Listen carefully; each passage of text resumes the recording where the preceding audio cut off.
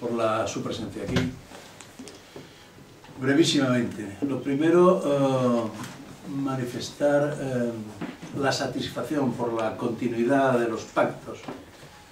entre ambas fuerzas políticas, entre Unión Renovadora Asturiana y el Partido Asturianista. A nadie se escapa que las relaciones entre fuerzas políticas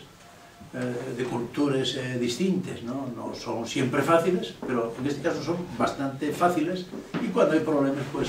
solventamos los problemas y resolvemos. Y yo creo que este es un valor importante que podemos ofrecer a los asturianos, ¿no? Cuando otros rompen, cuando otros nos sumen, nosotros sumamos y contribuimos, y pensamos, estamos contribuyendo porque somos la cuarta fuerza política asturiana con 12 concejales y 2 alcaldes.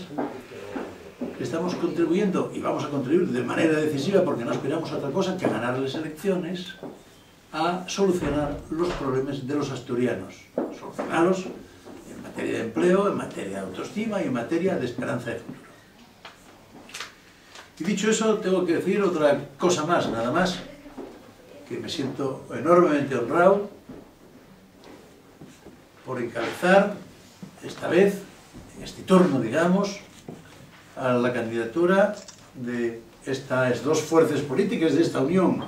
de dos fuerzas políticas, de la Unión Unas-Pas, que tiene esa solidez